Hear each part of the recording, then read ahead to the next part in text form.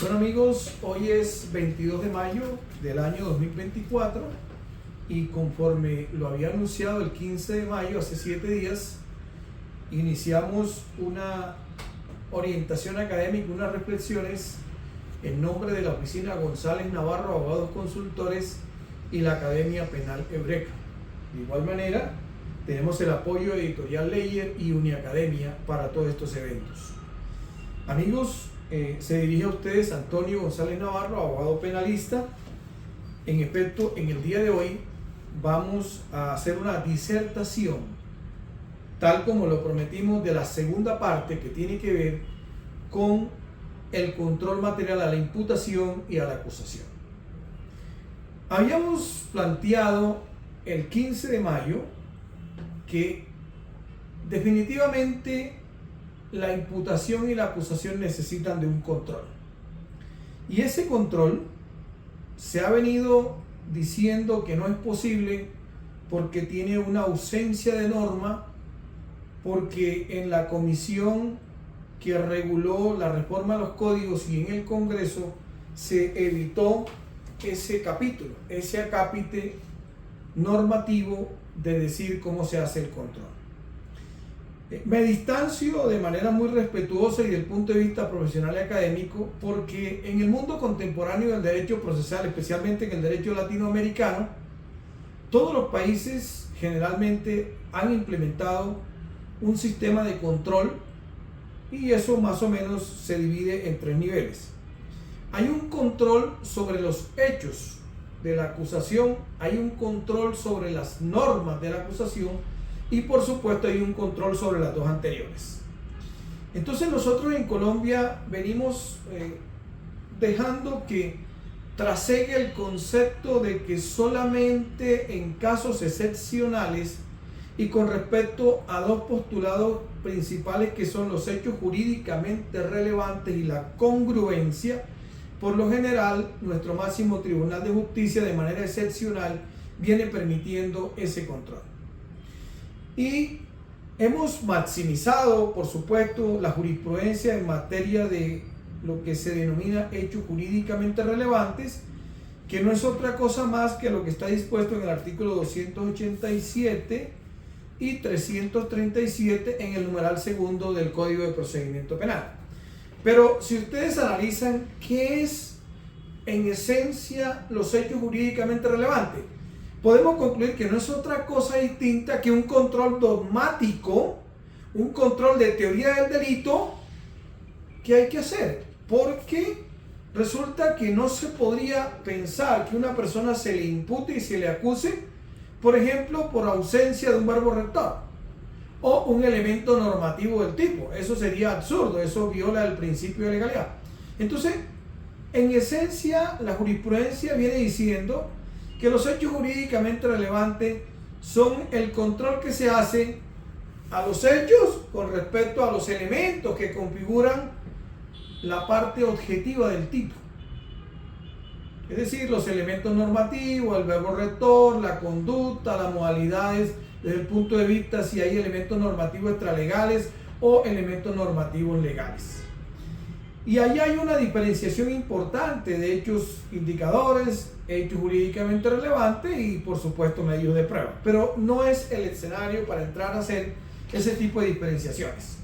Lo que sí tenemos claro es que hay un control dogmático de manera excepcional a través de la figura denominada hechos jurídicamente relevantes. Y hay un control procesal con respecto al concepto de congruencia, que ha venido perdiendo su originalidad desde el punto de vista de cómo está concebido el concepto de la congruencia con respecto al artículo 448 de la obra procesal penal. ¿Por qué digo que ha ido perdiendo la originalidad? Porque hoy ya se avanza en materia jurisprudencial en decir, por ejemplo, que cuando la fiscalía pida una petición de absolución, eso no obliga al juez. Tampoco es el escenario de hoy para decir si estamos de acuerdo o no con esa postura, pero precisamente esa postura no corresponde a los dictados del artículo 448 del Código de Procedimiento Penal. Entonces, ¿qué queda hoy con respecto al control excepcional que la Corte en su sala penal ha venido permitiendo? Insisto, la mayor jurisprudencia, los mayores precedentes están inclinados hacia los hechos jurídicamente relevantes y al control de la congruencia. Todos esos radicados ustedes pues fácilmente los encuentran en Google. Hoy no hay ninguna dificultad para encontrarlos. Pero esa es la posición que se tiene desde el punto de vista excepcional de obligar al juez a que haga un control sobre los hechos jurídicamente relevantes, tanto para la imputación como para la acusación. Pero nuestro planteamiento no es excepcional. Nuestro planteamiento no puede ser excepcional porque el control a un derecho fundamental, como es el debido proceso, no es excepcional, es la regla general. Y ahí hay que hacer la siguiente reflexión. Dijimos la vez pasada que el proceso tiene 4 grandes bastiones, 4 grandes núcleos, 4 grandes capítulos, que son la imputación, la acusación, la preclusión y el juicio. Estos 4 bastiones, estos 4 capítulos, sin duda, configuran el debido proceso, hacen parte del debido proceso que predica la Constitución Política de Colombia en su artículo 29.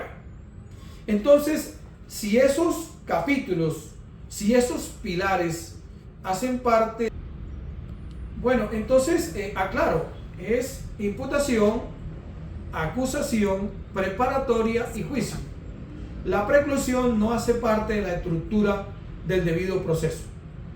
Entonces, ¿qué ocurre? Si estos 4 capítulos, estos 4 bastiones, son los que configuran el debido proceso, ¿cómo no va a haber un control en punto de imputación y de acusación?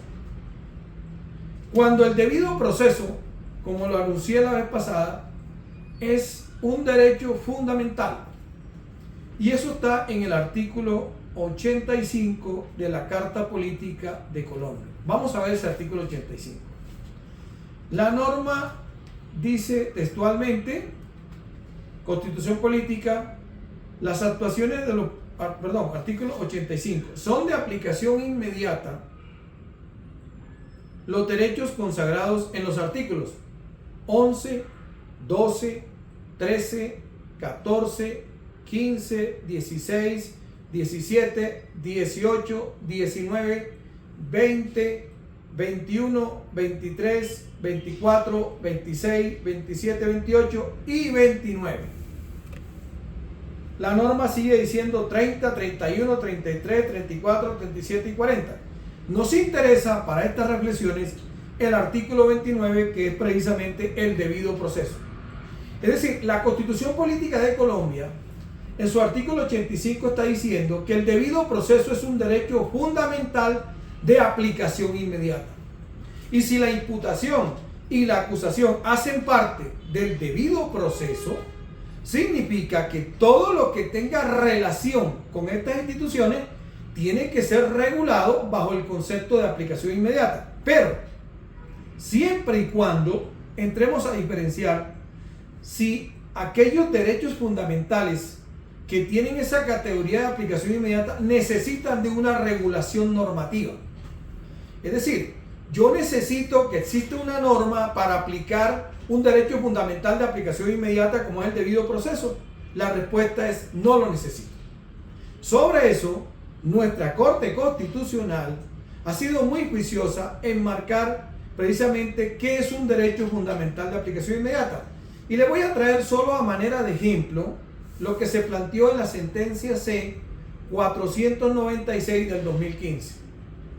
Dice, es de aplicación inmediata el debido proceso como derecho fundamental de aplicación inmediata, que está en el artículo 85, en concordancia con los artículos 228 y 229 de la Constitución Política y de acuerdo con las disposiciones de la ley estatutaria de la Administración de Justicia.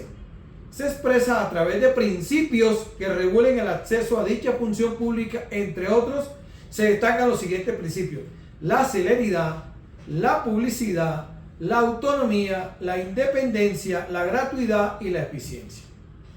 Es decir, un derecho fundamental de aplicación inmediata se aplica sobre la base de principios no requiere de una regulación normativa, porque cuando se exija una regulación normativa expresa para que ese derecho fundamental tenga una aplicación en la realidad, deja de ser de aplicación inmediata.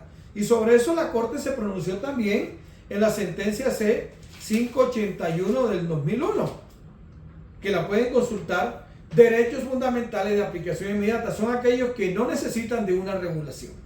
Entonces, el control jurisdiccional hace parte del debido proceso. Y ese control jurisdiccional frente a la imputación y a la acusación no requiere de una norma porque hace parte de un derecho fundamental que es de aplicación inmediata.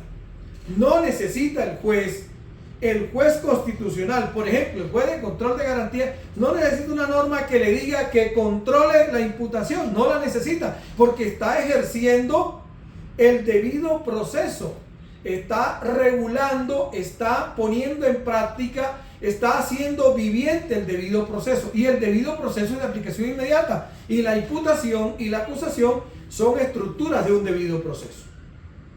Por eso son etapas antecedente y consecuente. Es decir, sin imputación no puede haber acusación.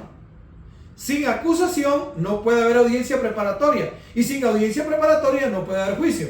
Estamos frente a un sistema antecedente consecuente. Pero esas cuatro estructuras corresponden al debido proceso. Debido proceso. A las formas propias del juicio. Al debido proceso. Y el debido proceso, de acuerdo con el artículo 85 de la Constitución Política de Colombia, es un derecho fundamental de aplicación inmediata. La característica, desde el punto de vista constitucional, de un derecho fundamental de aplicación inmediata es que no necesita una ley que lo regule.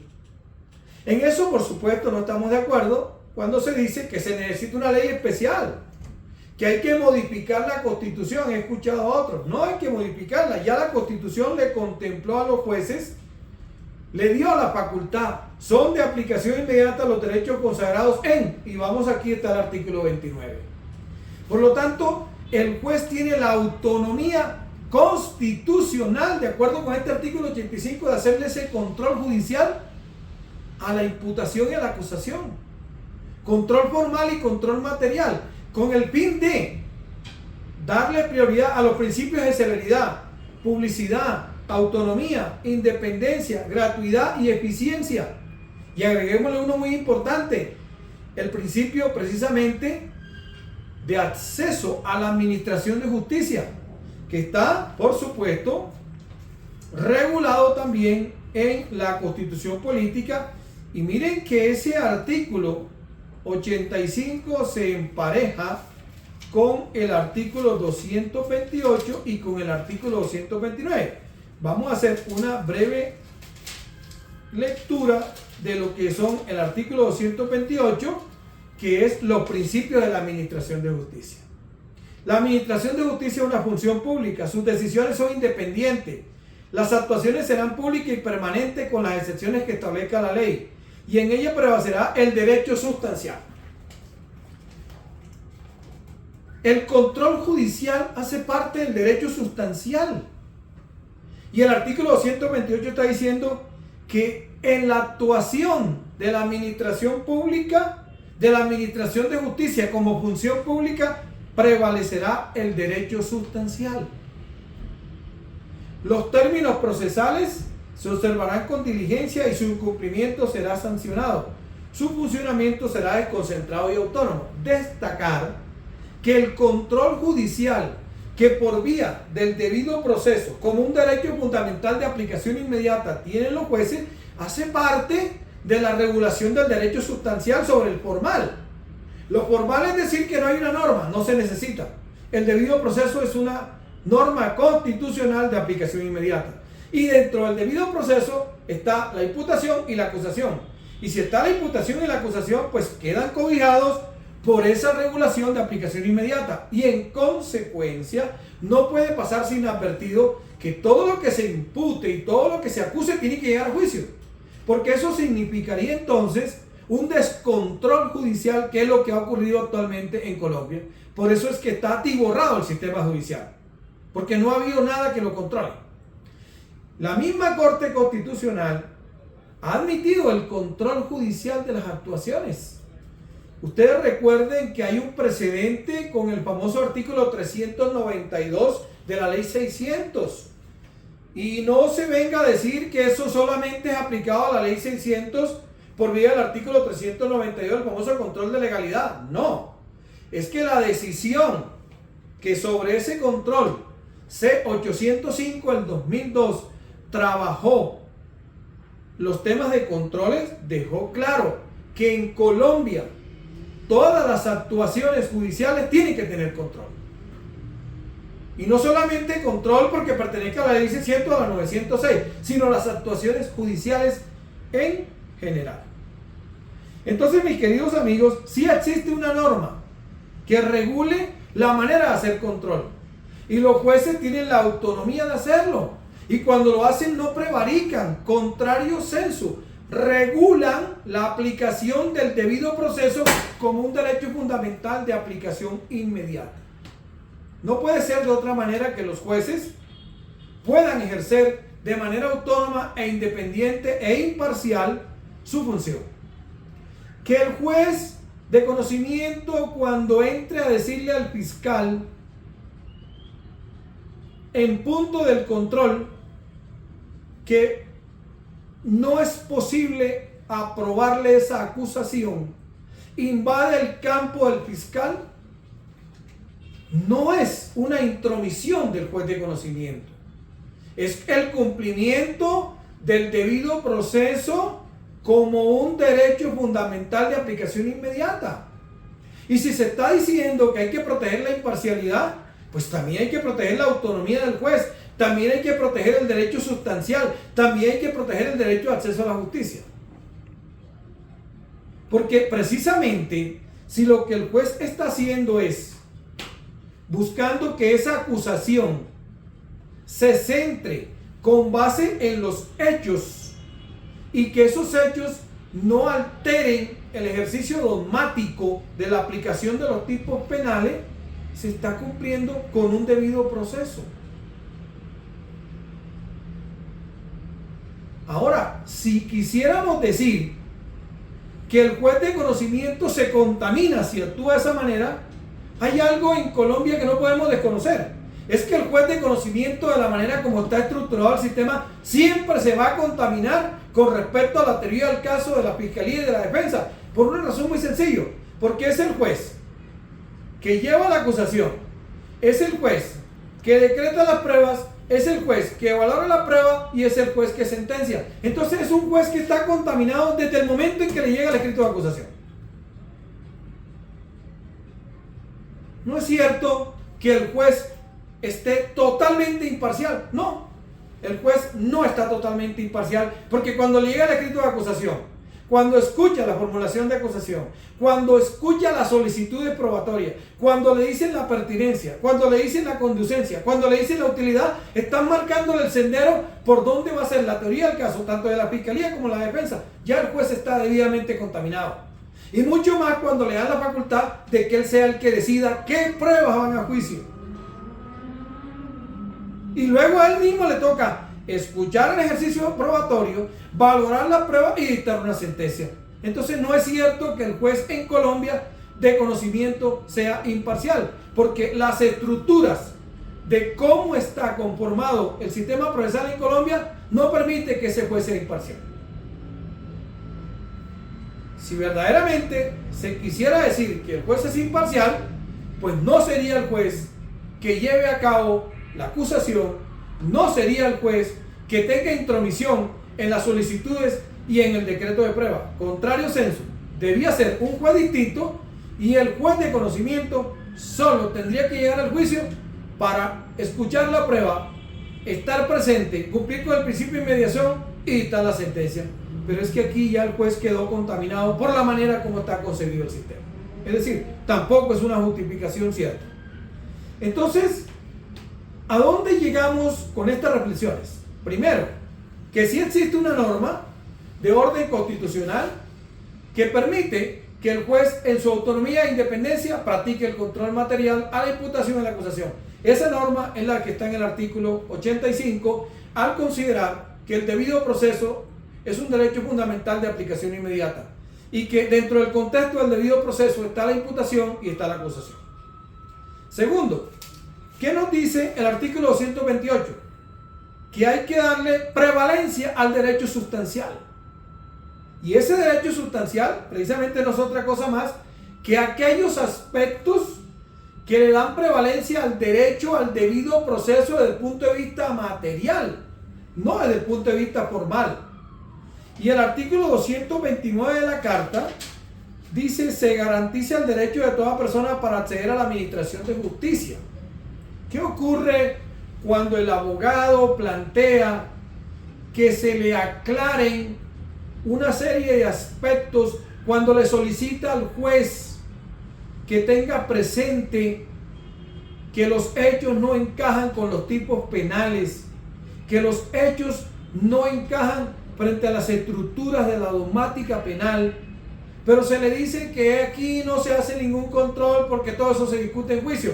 Pues se está negando nada más y nada menos que lo que dice el artículo 229 de la Constitución Política, el derecho a acceso a la justicia. Porque le están diciendo al defensor que tiene que esperar todas unas etapas para discutir en juicio lo que en juicio no se debe discutir, porque en el juicio solo se debe discutir en la prueba, nada que tenga que ver con asuntos en donde tenga relación el ejercicio de si encajan o no encajan los tipos penales con respecto a los hechos objeto de acusación u objeto de imputación. Ahora, en materia convencional, por supuesto, en la Convención Americana de Derechos Humanos no existe el término imputación. La Convención Americana de Derechos Humanos habla de la acusación. No significa que el concepto de imputación sea inconvencional, no. Lo que ocurre es que cada país regula sus normas de procedimiento de acuerdo a la Constitución que maneje.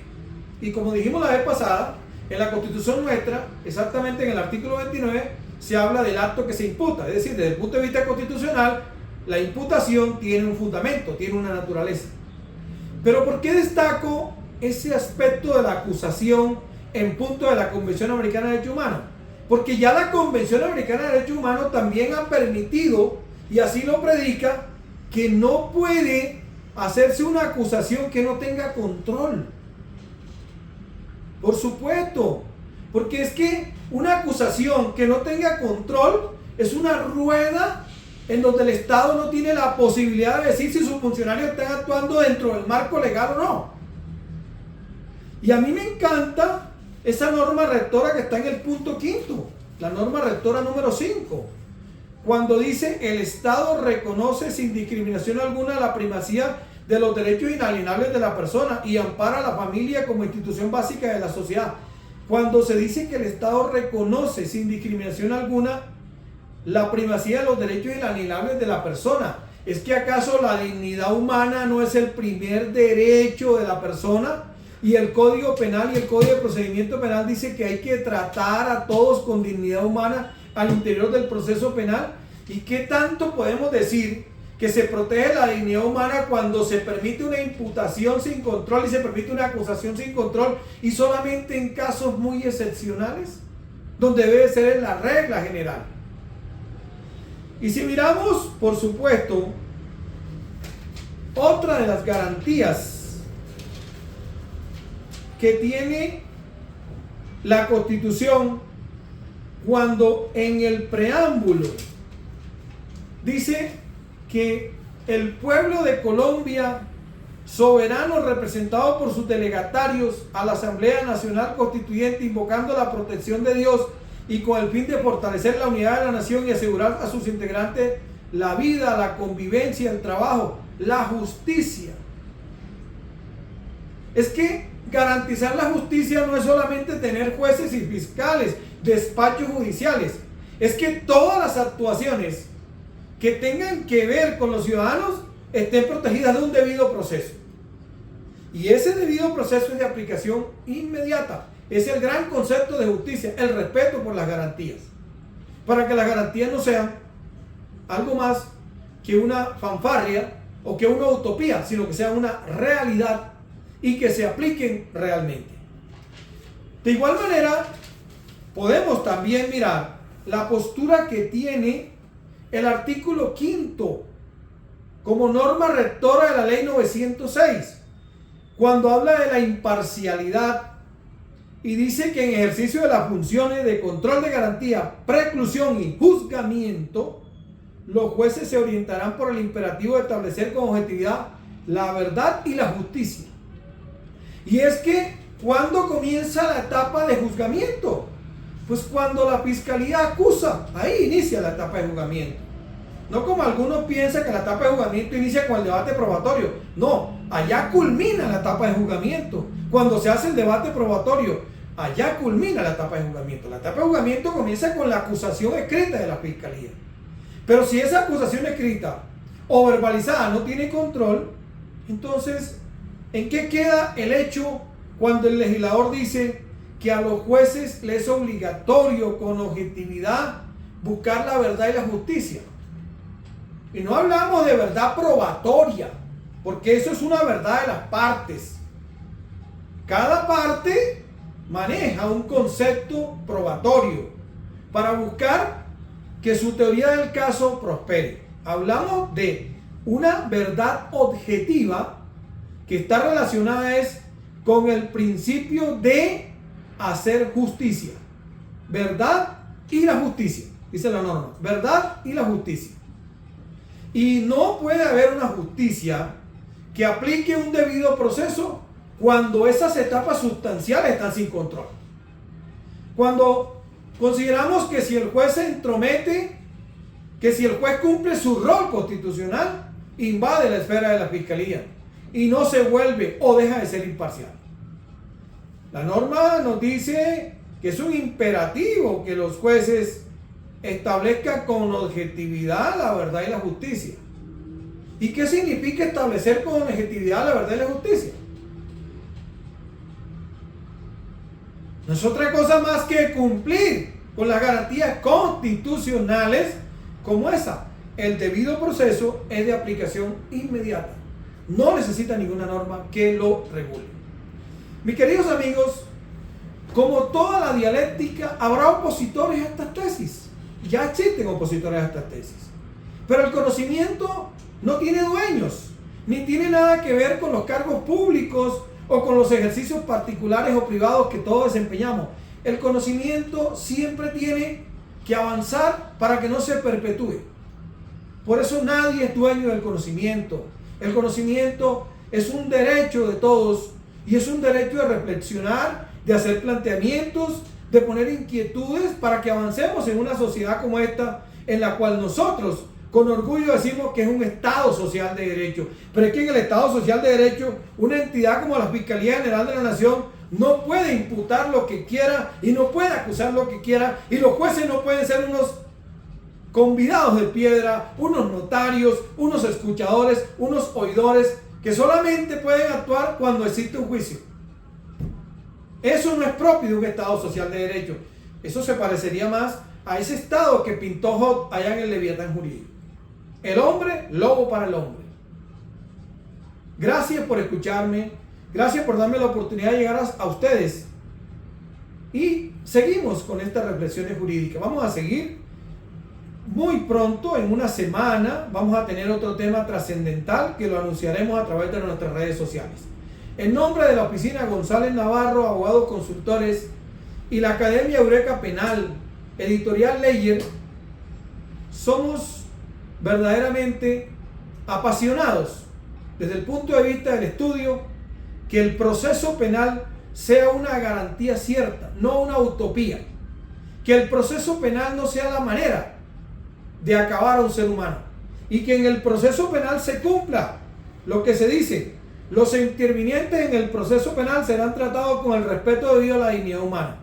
Y no hay un trato adecuado a la dignidad humana cuando se dice que ni la imputación ni la acusación tienen control. Y entonces he escuchado que la fiscalía se autocontrole. No podemos exigirle a la fiscalía que se autocontrole, porque precisamente El control es de los jueces en el Estado Social de Derecho, no de la Fiscalía General de la Nación. Y así fue concebido el sistema. Así lo dice el artículo 250, que los jueces ejercerán el control sobre las actuaciones judiciales. Y eso fue ratificado con la sentencia C-1092 del 2003. Los controles judiciales a las actuaciones de las partes, Fiscalía, Defensa. Muchas gracias, Dios le bendiga y no olviden que el conocimiento y la sabiduría siempre viene de lo alto. Muy amables.